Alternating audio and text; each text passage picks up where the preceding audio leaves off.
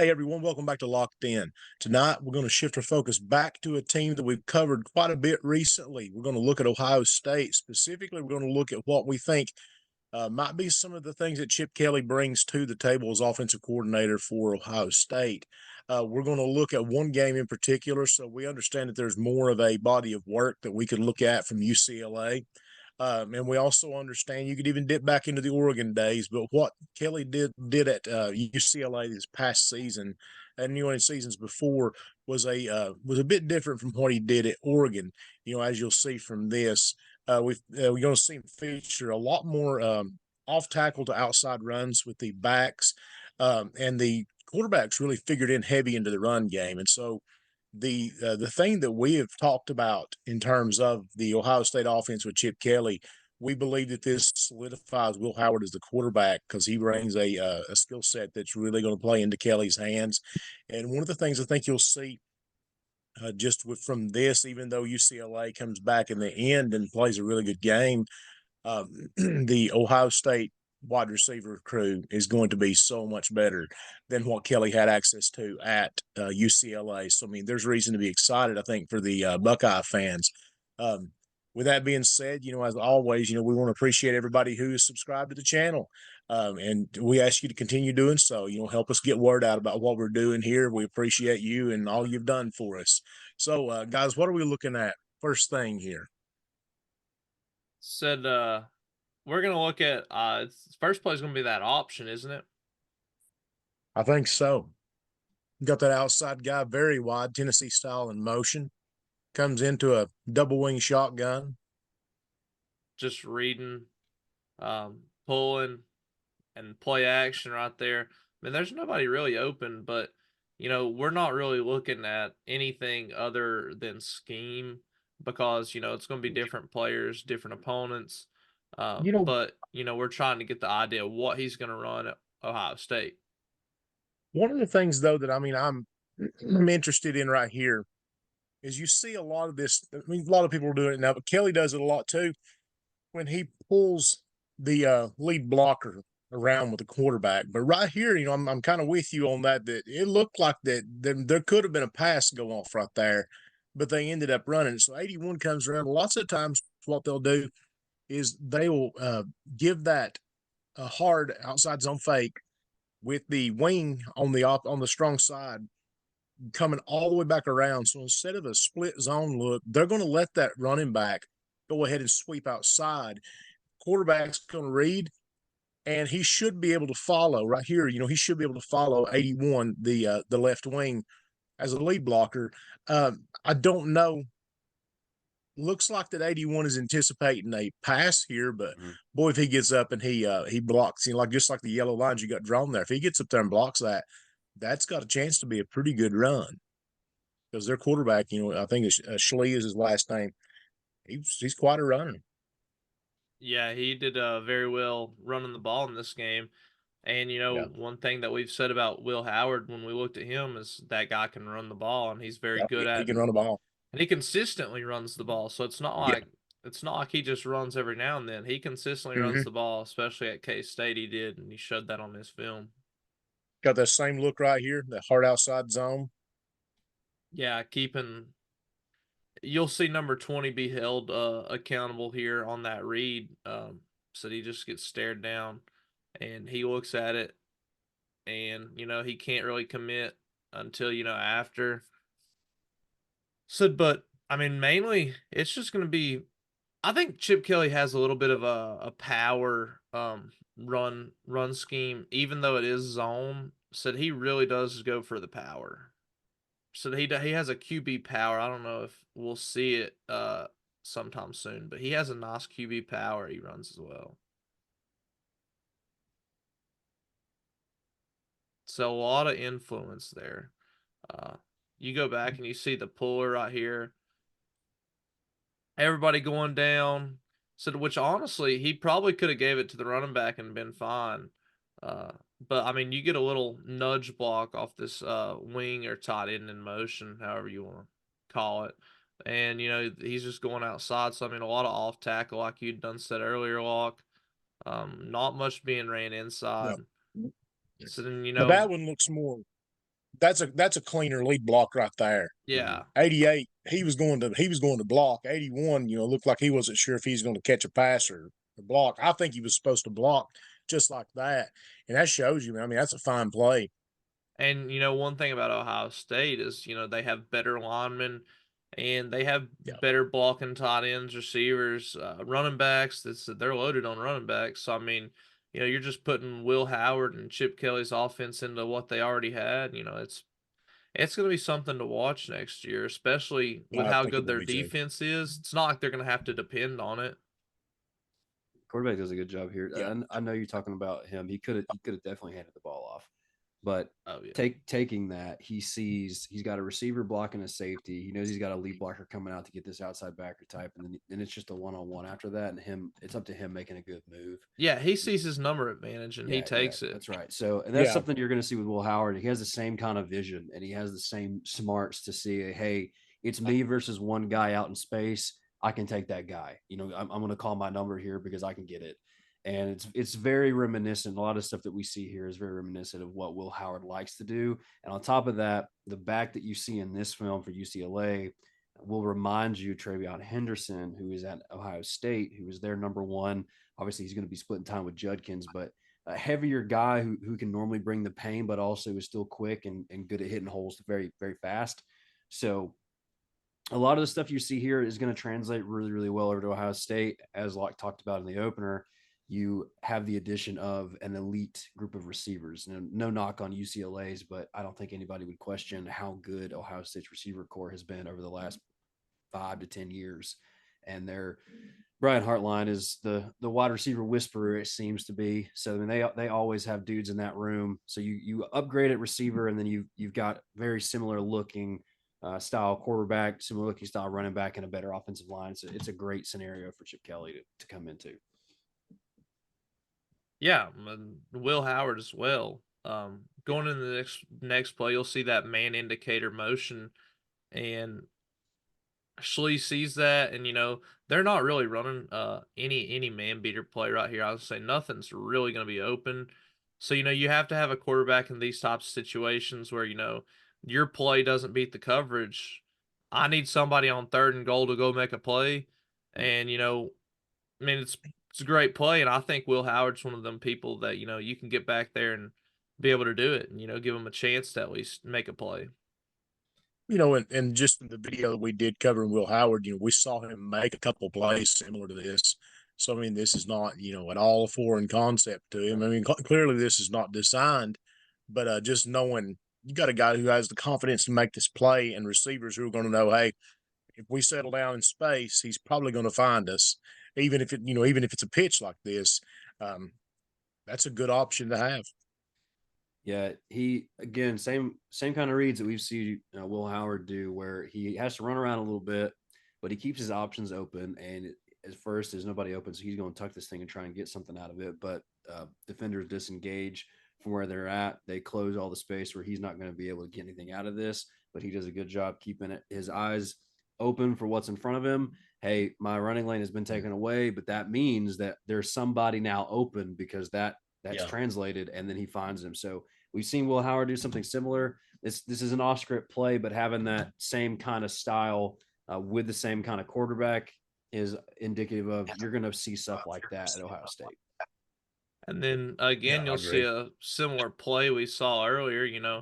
Running back, getting that handoff motion with that wing tight end in motion pre-snap, and instead they're gonna pass the ball here, and it really allows them to get open over the middle of the field because you get all them people sucked down into that run, whether it be the quarterback, running back. It don't matter. They're getting sucked down where you have a dig route right over the middle of the field because them linebackers and corners are looking too far down. And if you remember watching this game, they ran the ball a lot. And so that just the previous one, you don't have to go back to the thing that just I guess just theoretically that stands out to me.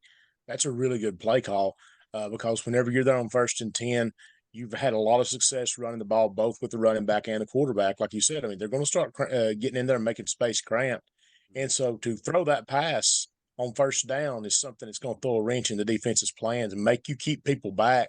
And I think that that's the thing that Kelly's going to be able to do is he's going to keep people off balance, and that's going to be good for Ohio State. I'll say, looking at this one though, what is Boise State doing? So we haven't talked about it in a while, but they would get the briar on today's Oh show. yeah, yeah. There were Like so many things that went wrong. that UCLA is going to try to run the ball. It is 4th and 2. They've been running the ball. You're lining up 2 down linemen with an end who's a yard and a half off the ball, with another linebacker, corner safety, hybrid type walked up, who's not going to be on the line, playing that 3-man front. And I just think that's a terrible look.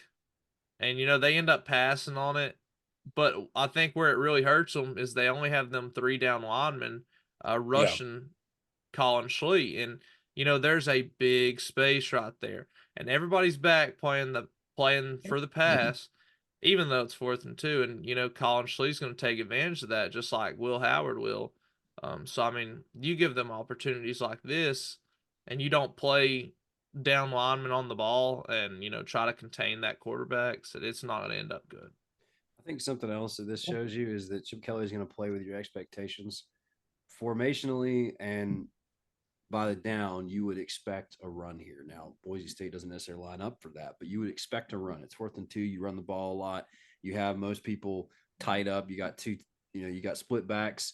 You would expect some kind of maybe a quarterback power or a lead play, something. And instead, he plays with that, and he goes and he goes throw a ball. Now, obviously, quarterback runs it, but it was pass. So that translating to Ohio State, you're going to see some stuff like Ryan Day will go for it on 4th down. There have been many times that he will be aggressive, and you match that with Chip Kelly's play calling that he's going to change some stuff up. He's going to go against possible, expectations or, teams' tendencies. He might go against the grain a little bit on that. And with Will Howard holding the ball back there on those situations, there's a guy you can trust. He's not just gonna make boneheaded mistakes. He normally does a really good job at taking care of the ball and also fighting for every yard. So you expect to see him make big plays in these kinds of moments. That's going to translate very well. Yeah, and one thing to talk I about wonder. is that Ryan Day don't have to make the play calls anymore. Say it like he's not calling the offense like he has in years past, and that takes off a huge weight upon his shoulders, so he can coach the rest of the ball game and the intricacies of the ball game at hand every game. And Chip Kelly will have that play calling responsibility now, and he's been proven to be able to do it, especially with this offense. I think it'll be an easy task for him with the athletes he has. One thing I wonder about right here is like what you said is if you give UCLA or I guess Boise the benefit of the doubt, I wonder if like this is not something that has happened before, that Mm-hmm. that in an obvious rundown or what seems to be obvious to us at least, I'll say, that they pass, because if you look at what goes on here, this looks like it's going to be it's a one read pass, and so like my thought would be from the offensive side, you run the stick, you get the guy up here who just squats right there, just get the first down. Well, every eye at the linebacker level goes right there, because it's I mean, almost to me, and this may not be the case, I may be totally wrong, but this is like the biggest dummy draw play in the history of football, Mm-hmm. because quarterback just sits there waiting. You got a running back in the flat, which pulls 2 people down.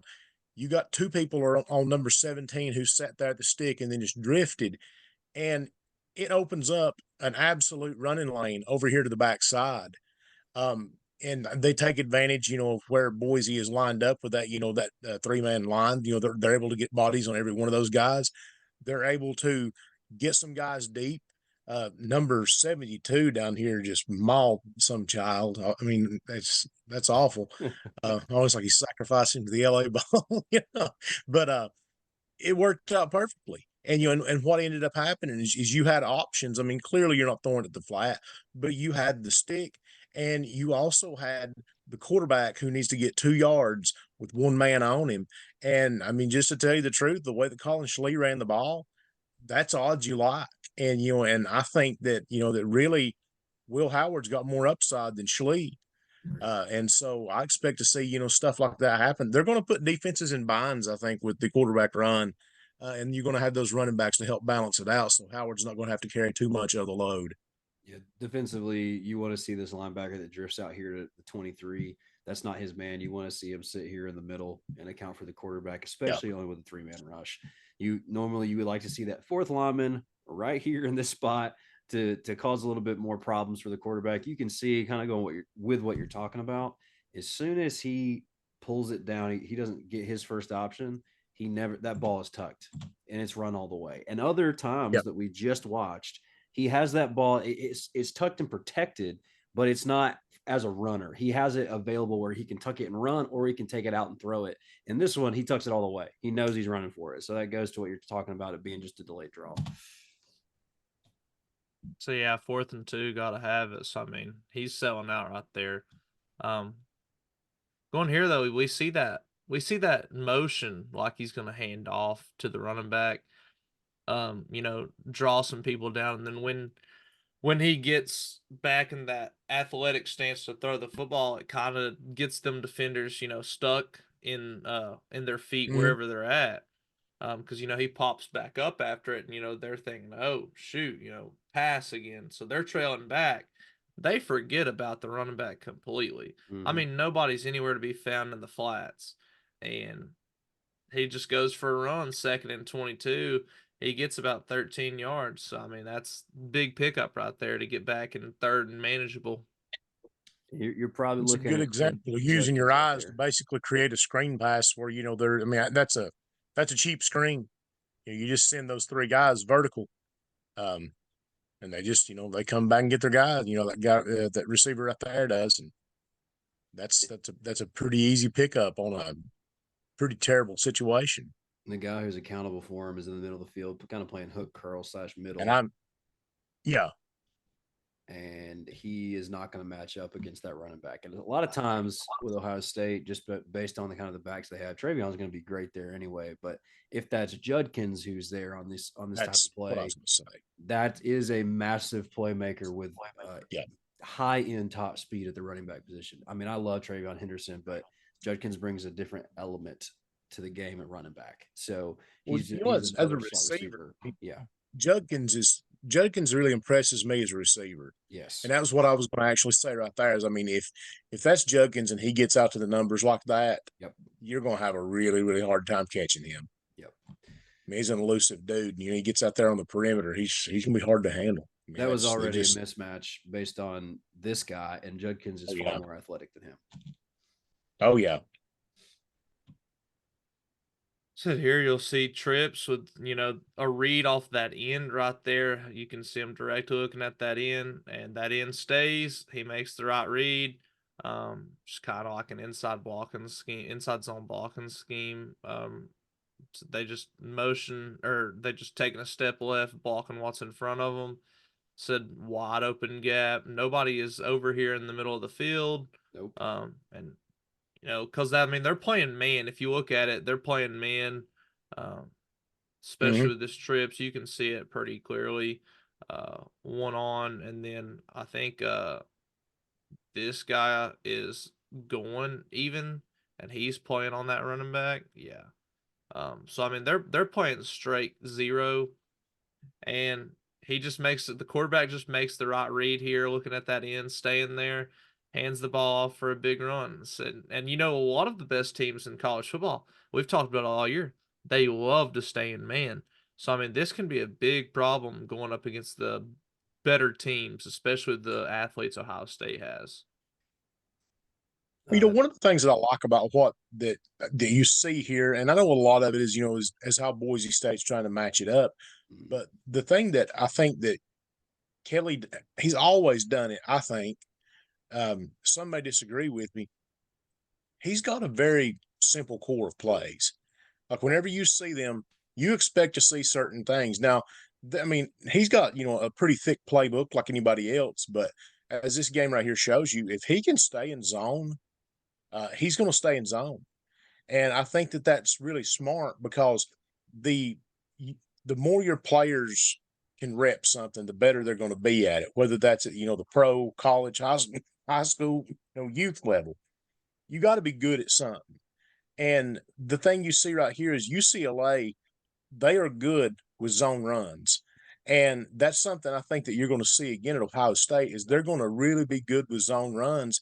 And they're also going to use the talent at wide receiver, like you said, to take advantage of coverages because people are really going to be worried about it. How do you defend these guys? You're going to probably, allocate an extra guy just to just to try to help you out in the passing game. And maybe like this, you just have a guy who kamikazes. I mean, like you said before, just, Larry dies into the line and it ain't going to work. Because, I mean, if you blitz all day, man, if we're going to zone it, blitz all day. I mean, we're ready for it. Because, I mean, I guarantee you that, Chip Kelly and, their offensive line coach is going to be the same way that I go when I coach offensive line with zone blocking. I'm going to be coaching the scout defense, and I'm going to send two blitzers through a gap. Two guys here, three guys there. Try to screw it up as much as you can. And if you get these guys where they're committed, like what Chance said earlier, zone step, get what's in front of you, get him down the line, just like you see right here. You got a good back who can hit the hole. You're fixing to make them pay, and there's not many answers to that whenever you got the line because you just see them. I mean, they're just headed straight down the 20. It's And if you want to jump in a gap, jump in a gap. We're just going to take you onto the sideline. Easiest block in the world. I mean, that's Chance will tell you that, man. I mean, yep. you were the master at that. People, oh, you can't block that three technique. Bull crap, you can't. Let him get coming up field and just shove him down the line, and that's what UCLA does right here. And so you got to think um, the upgrade in offensive line is going to be pretty substantial. And I mean, it's already quite good that he has it, UCLA. So I mean, I can only imagine this is going to work out for him. It's a very audacious call here to send your one linebacker to just dive into the line when you have you have no second level player anymore when you do that. So that was a perfect play call to a defense that was not set up right to defend this play. But one of the things too, just to mention, and I know that we're not necessarily talking about this game, but just to give some context, this is one that, like, if you're a gambler, I really think Boise State. Now they end up getting murdered. Mm-hmm. They actually had this game, but here's the thing: I think was the big difference. At the end of the day, a lot of this wonky stuff that you see from Boise State, you got to think they had a very recent interim head coach placed. And that was what I thought was quite a big difference is that really.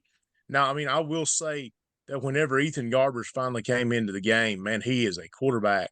And if somebody hasn't tried to pick that dude up, then I don't know. I mean, he must just love UCLA because I mean, he lit them up, and he wasn't even 100%, in that second half.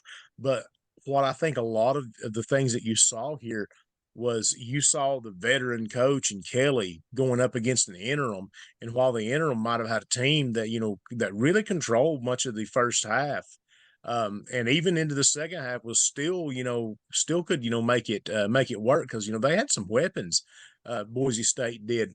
But it was just, I think that Kelly's experience, it weighed in on this game, and a lot of the goofy stuff that Boise did, it hurt them. And so that's one of the things that I think with this. And so I think, like what we said earlier about one of the things that Kelly brings to the table at Ohio State. I mean, that man has a world of experience and he's succeeded in a lot of places, as a play caller. And I think that whenever whenever you can add that, you got a real chance to take advantage of a lot of situations with his experience and really his expertise, and it's as equal as his experience. Said here you could see that jab step. They're pretty much just running a counter play right Yeah. here. You just see him take that jab step and cut it left, and you see that end crash in because he's following pullers like he's taught to. He's coming in, here comes pullers, he's following, he gets sucked in, and you just see Colin Schlee bounce it outside. So I mean that's a really slick play design right there, and it breaks for a lot of yards. Now this is one of his bread and butters at UCLA. is that counter with the quarterback read off of it. And so I think that, I guarantee you, you're going to see that one at least once every game. And on top of that, I mean, if the counter's working, they're going to run it straight down the pipe, because I mean that's a play that if it's there, you can run that thing all night for about 200 yards. And then as soon as they bite over on it, they've got that quarterback trained to make that cut. I mean, I think it's really interesting how they make the cut with him, is, for him to be thinking about sweeping over to the other side of the field. You're just running behind where every single one of those defenders have vacated. I mean, look at every single one of them's coming down here hard to the B gap area to take care of that counter. And man, all he does is just like you're just pointing out right there. He just makes a big loop right there, right under the referee. And who's there to get him? I mean, that's a brilliant run.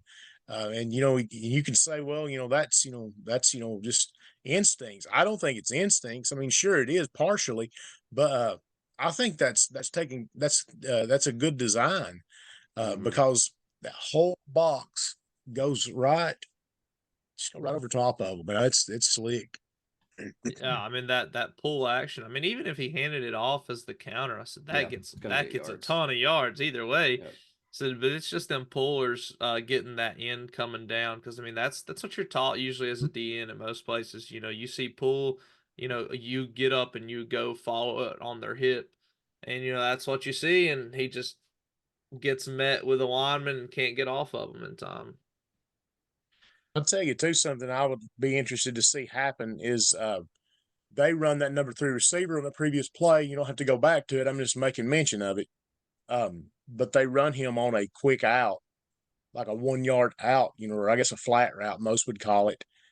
And and if he wanted to, I mean, that would probably be a booth call. You flip that thing out there to him in the flat, in the right situation, he's going to be wide open. You're going to basically have a little, have almost like a little triple option look, by the time that you've got it all said and done. Say here, you're getting man indicators. You see this corner turned outside leverage. Said he's outside of this receiver right here, turning him inside. So you're probably going to see cover 1, cover 2 with help over top. And I mean that's pretty much what you get with him going on that running back, and him getting messed up with this kind of rub route right here. And you get another rub on this side with that vertical and just in, and they meet right there. The Boise State players collide, and they use that man to their advantage and get a touchdown off of it. Well, one thing too, right there, is that I understand that the Boise corner, he's thinking fade, Yep. or he's thinking, I guess, corner out really Yep. right here, He's and positioned I himself get outside. that. But good Lord, whenever you have that hard of inside leverage on receiver, and you are facing that hard outside, if he doesn't run a slant, that receiver has no brain. Yeah, you're And asking so for what it. ends up happening right here, there is no hope. The only thing you can do right here is to be situated as, in such a way that he could come inside and then bounce back, because he has to cover that corner. In the corner of the end zone is what I mean by corner right there. And there's no hope. There's no chance that guy's going to be able to get, because of how he positioned his body, the slant route makes him have to completely turn, bite inside. It's going to be hard for him to drift back there. And if he does, that's going to be a wide open touchdown on the slant. So, I mean, that's a good play design down on the goal line. Yeah, so that's going to be open every And time. there it is. And here, getting some of that action right there with that running back, and it even causes some hesitation for the D line. And you get them man on man routes, and I just don't think you can run man that well against Ohio State unless you're like Michigan and you're elite like everywhere on the field. So unless you can match them, so it's going to be hard to run one I on agree. one with everybody. But Chip Kelly is going to make you have to play man at most points in a ball game, even if it's 1 or 2. So he's going to make you run man against him, and it's going to be scary with the athletes he has at Ohio State. Yeah. Because I mean, that's just purely, hey, my guy is faster than your guy. Here's our one-on-one matchup. Let me take a shot. And the receivers at Ohio State are going to be better too. Yeah, It just they're going makes to it be so way much better. scarier. Say here, you'll see 17 pull, kind of go in motion almost, and you just run that power to the left, and you got two pullers right here. I mean, it kind of gets all clogged up, just from everybody slanting in so hard. But Yeah. I mean, they're clearly trying to run power here. It just kind of gets blown up with two pullers, and 17. And I mean, So I great I job just by the don't know how you nose. counter this with the way they lined up their defense. Because I mean, you got And three it's, players on that side of the ball. yeah. And I think that like your thing here is that this is a good design to go against like that pinch look that you get or that all slant look that you get a lot of times up here. I don't know. I mean, I would have somebody. I mean, somebody needs to be outside over there, Yep. or at least at that back there between the O and the S or something, because that's just that's honestly too easy. But like whenever you saying like with power here, it almost looks like, I mean, it looks like outside zone, but that with 17 coming around, it almost reminds you like of an old timey like power sweep, because this is clearly intended to go outside, and they're going to try to funnel everybody in because the offensive line just blocks zone, and they basically just step around like right there. You get a little bit of a almost like a little pin and pull look is what it looks like. Yeah, that I just don't know if gets that's what it's jammed up. intended to do, but it's just it's a gummed up mess. And when you got a gummed up mess and everybody's pinching inside, get outside of them, push them on in, and 17 is going to come around. And I think that the outside man right here, maybe an outside linebacker that's rushing hard off the edge to the backside. Um, I think he just runs himself completely out of it. Yeah, looking at that And quarterback, He's which I got to mean, be responsible for the granted, quarterback. you have to. you He have has to to do play it that. You have to. honest. Yep. And I And mean, so that's the the best thing. part is the way they line up with the trips over here. You have 17 and two other receivers over here. It's like you have to play to that side, especially with the running back. I mean, you could literally have a running back screen right here with three blockers out in front. And as much as we hate to say, that's they just have one tight end who's covered up here on the top. So I mean, there's really not much chance of a pass going up here to this tight end. Yeah, it's a good play and a good offensive alignment. I love. I mean, the nose guard really causes havoc on this play. He does a really good job. Yes. The problem is your outside doesn't match what's going on the inside. You have everything. You have everything pinching in, but you also don't have a heavy body far enough lined up outside because he's right next to that nose guard. Your next defensive lineman is very close to him, and then you have two smaller backs on that out, trying to contain that outside versus a tight end versus a tackle. That's never going to go well. So even though the inside does their job, the outside completely falters here, and the running back's just free to the edge because you didn't have anybody playing right between that O and S like Locke was talking about.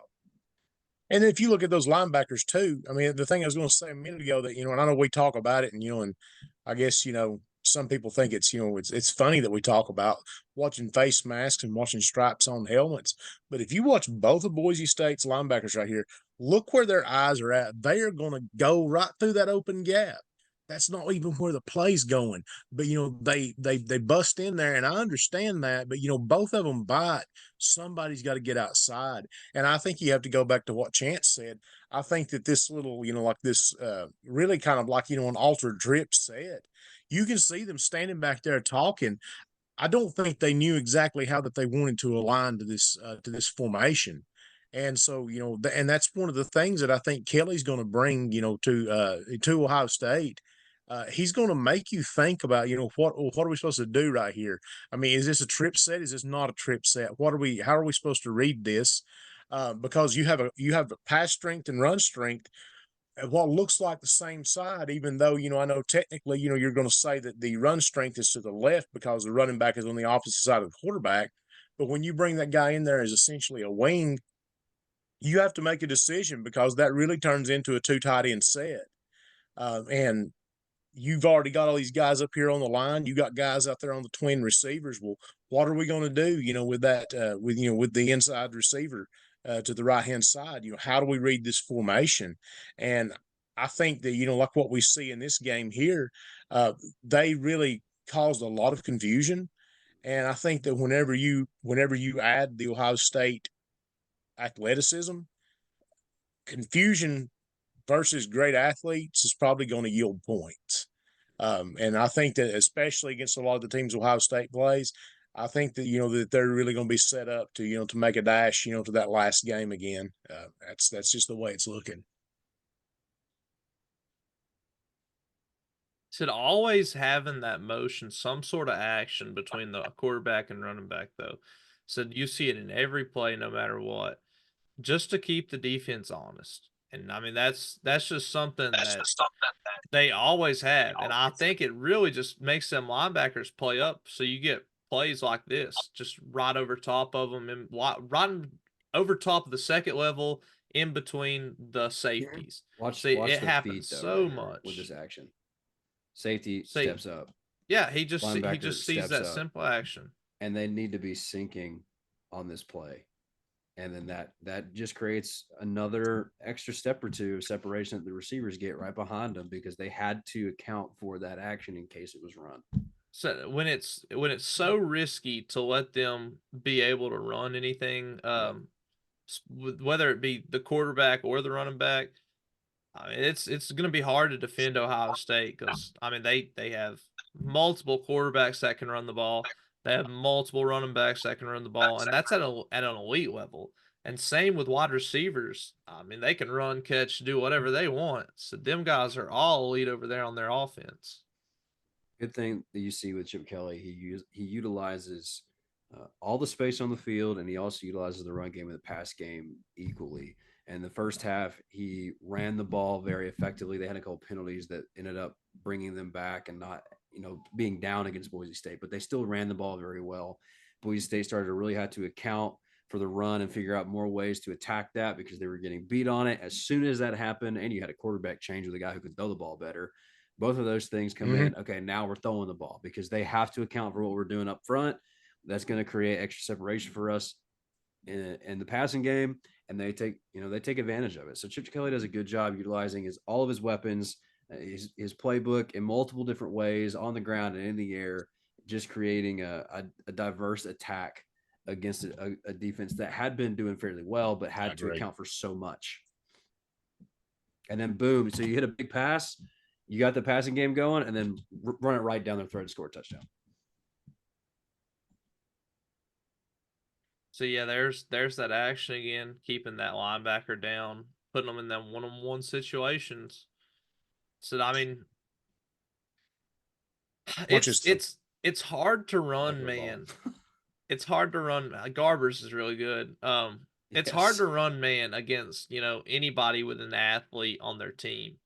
So, but for Ohio State especially, it's gonna be way harder to run man against them. So I know Michigan had a lot of success doing it last year, but even at times they faltered, and Michigan had one of the greatest defenses that we've seen in years, and won the national championship. So I mean, it's just something to point out. So getting them one-on-one matchups when you can create them for your guys, let them go up and make a play. Especially coming into this year, they'll have a lot of guys that will be able to make a play. And then at the same time, as good as Garbers is, it's 3rd and 16 in the fourth quarter. To get a first down, you'd hope that Will Howard would be able to do something like this. And I think he really would be, especially when you see them not rush as many people on the D line. I think they train their quarterbacks to just tuck it and run it. Because I mean, you see 4 linemen rushing. I mean, it's more than 3, like earlier in the video, but you see such a wide gap right there. And you're taught to step up into the pocket. Well, you step up into that, and you have a clear cutback right here, just right what he does, and I mean, gets the first down, rightfully so. He does a good job, right? So that path that you draw is what opened up, but then the defender disengages slightly, and he tries to fight that outside to the left. So he reads blocker's butt, and all the defender is now trying to get back inside. He took that extra step to the outside, and the lineman took advantage of that. So then the quarterback reads his butt and says, "Okay, now I got to spot up the middle here. Plus, if I go outside, I'm going to have to make a move on this guy." So he sees more grass here in the middle. He's got only one guy to beat, and also that little head fake right there, acting like he's going to pitch that thing, keeps that defender out there just slightly. He hesitates, doesn't crash in on the quarterback here. That was really smart. So that's a great play by this quarterback. But you do expect to see some similar stuff from Will Howard, as we keep talking about. I just feel like that Chip Kelly and Will Howard is a great matchup. And we talked about it before about the different quarterbacks that Ohio State has, and I know a lot of people have different opinions on who should be the quarterback. We had a lot of feedback, negative and positive, about how we don't know anything, or we like what you guys said about who's going to be the quarterback. Well, I think with this hiring, it might not be fully set in stone, but in our opinion, just the marriage of the two, of Will Howard and Chip Kelly, and the way he runs his offense and what he likes having in a quarterback, they fit way too well together. So I would, I'm not a bet man, but if I were, I'd put money down on Will Howard being the guy. And you also, like Chance said, you expect Will Howard to be able to have some situations like this where he's going to be very, very effective with his feet on a passing down situation. Because obviously, Boise State, they're thinking pass here, it's pass all the way, it's 3rd and 16. Well, quarterback gets a lane, he takes it. Well, Howard is going to do the same thing, has good vision, great feet, good speed, and he can make you miss, but also he can run you over. So you're going to see some pretty cool things, I think, from them this next season. Yeah, Pause. this is just the same play, and you can just see it at a better angle. Um, I mean, you look at him go through his reads, and he will have something open. He could step up and throw that right there. So I mean, at the same time, there is going to be open routes on Yeah. most of these play calls that Chip Kelly makes. It's just whether the quarterback will have time or not to throw it. But you'll have a better line at Ohio State, and I think Will Howard will do a better job of stepping up, looking downfield real quick. So I mean, you could see Will Howard step up and throw this at Ohio State. I think he's a lot better at it than Garbers and even Colin Schlee. But I think there's a lot more potential with Will Howard at Ohio State than any potential that Chip Kelly had at UCLA. Pausing it here, though, you can still see that route is one that is going to be open because this is linebacker, so I mean, you're going to have space there. But the pocket is collapsed. You're under pressure. You're trying to make sure it's 3rd and 16. You know the situation. If you're a quarterback and you look up and you see this, your first thought isn't necessarily going to be hitting that guy. You're going to see backs turn to you. The first guy, or I guess the guy who's in your lane, who is the most threat to you when you're running straight down this path, is not even paying attention. So you see that, and then you can just, I mean, obviously you're not going to count this in the moment, but there are multiple white lines between him and the defender, which means, hey, that is 16 yards in front of me here that I can get. And then it's just beating this guy. So, yes, he can make that throw. And I think, like Chance said, Will Howard does somewhat, he does a better job. He's a lot more experienced, where he's going to be looking downfield, looking for a throw. But if he gets a picture like this, on this pause screen, he's gonna see a lot of room for him to run, and he's gonna be able to take it because we've seen him do that at K-State. So you're gonna see him make a lot of plays with his legs, because he knows he can rely on that. He's got a good arm, he makes good decisions, but his legs are an absolute threat. going into the last play here, it looks to be some sort of zone coverage on the top of the field, with a man under at the bottom of the field with some sort of safety help over top, trying to bracket one of these guys, trying to restrict that big play. And then you'll end up just seeing the edge come when that tight end comes down, and that edge just gets too far upfield, focusing on Garbers, and it allows for that running back to just sneak in beside him and get upfield. Because I mean, you see his ankle, that rusher outside, Star is probably what he's playing. He's taking an angle upfield because Garber's just looking at him. He's taking such an angle upfield where he's coming right at Garbers. Garbers is looking at him, and Garbers just hands the ball off for his running back to go right underneath him. And, that's just one of the things. It might just be 3 yards, but, you get 3 yards every play, and that's all you need, especially for some of these first downs that will be very influential in any game that Ohio State will play this year.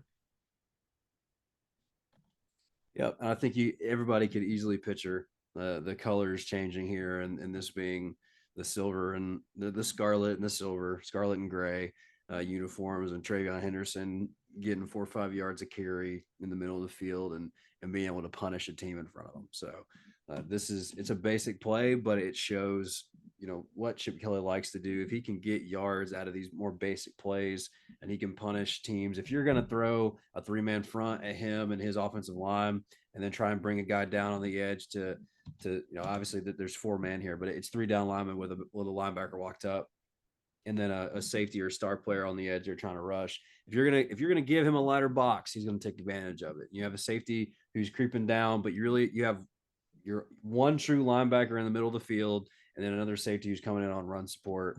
It's man on man blocking, and they're going to take that every time. And if they get 4 or 5 yards on that, then that's a success, and they'll keep doing it until you stop it. So Chip Kelly has a lot of things he likes to do. He has a very complex playbook if he needs it, but a lot of the times you will see him rely on bread and butter stuff when he doesn't need it. And I really like that about him, where he can throw a bunch at you, but he also can just sit on 5 plays and keep running those 5 plays because you are not showing that you can stop them reliably. So he's just going to keep hitting them. That's a sign of a good play caller. I think all of us would say Lock dropped out. His Wi-Fi went away for the end of this video, but I think all of us would say that we respect him a lot more, or we like him a lot more as a play caller rather than maybe a head coach. As a play caller, I think that he's very dangerous, and he has shown that he's very, very good at establishing an offense and getting stuff done. So this is in our opinion, this is a great move. It's a match made in heaven as far as quarterback, team, and an offensive coordinator who's going to have full play calling responsibilities, and he's going to be allowed to kind of stretch his muscles a little bit here with a great offense that Ohio State's going to bring. Yeah, I think one of the biggest things you can point out about Chip Kelly is that as a coach, he just couldn't recruit well at all. It's his biggest downside. That's why UCLA never had any near success as they probably should have with him. He just didn't have the athletes to do what he wanted to. But different story at Ohio State. Got He him at doesn't Ohio really. State. He don't need to recruit that much, especially since they have that discount with Ohio State being Ohio State, who they are, their location, their NIL funds. So I mean, they're going to get talent regardless if he's recruiting, saying Brian any word. Hartline is on staff. They will have 5-star receivers every single year. I would say it don't matter what recruiting he does. All he has to do is go in, install the offense, call the plays. I mean, it's pretty simple for Chip Kelly at Ohio State, and you know what? He has the athletes to do whatever in the world he wants to do. He could literally run anything with the athletes he has over there in Columbus. So I mean, the potential, the ceiling, whatever you want to call it, Ohio State is poised to make a deep playoff run next year, or I guess this coming up year. And I think that Chip Kelly will be a big part of it because his offense will just play hand in hand with that defense, just sitting there controlling the game, controlling the pace, not doing anything stupid. Getting them chunk plays, and then just hitting them 3 yards, 3 yards, 3 yards, and it's like Texas Roadhouse. Keep bringing them rolls out, and then finally you get hit with that entree at the end. That's pretty much what Chip Kelly's going to do at Ohio State, and you should see Will Howard sitting back there in the offense with Travion Henderson, Quinshon Judkins, and a countless number of receivers playing on the field at all times. I think it's going to be something special to watch out for this year, so y'all better stay tuned for it. As the great Michael Jordan said, the ceiling is the roof for Ohio State next year. They have a great opportunity with a great offensive play caller and Chip Kelly, one of, if not the very best defensive coordinator in the game, Jim Knowles. great recruiter, and Ryan Day, and obviously the wide receiver whisperer and many other things, Brian Hartline. They are going to be a stacked team next year. They did well in the portal. They got what they needed. There's a couple questions still that I have as far as some of those stars and playmakers. Do they gel with the team? And you would think that at a place like Ohio State, some of that, maybe some of that selfishness or some of that me kind of game where they're worried about themselves more than they're worried about the team, some of that might get put to bed while being at Ohio State, because obviously the goal at any school is one national championship, but there are only a certain number of schools, and it's not many of them that have a legitimate shot at winning it every year or every couple years. And Ohio State is one of those teams that's in that conversation every year. So I think when you're in a environment where everybody knows obviously the goal was to win one, but it's not just that's the goal, but it's a reality that they could. You would hope then that translates into letting these guys settle in, gel together as a team, have that one mission of winning. And if you're an Ohio State fan, obviously you're hoping to see that ultimately raising that championship trophy in January. Yeah, I think that as we all know, if you don't actually, I'm gonna let you in on a big secret here.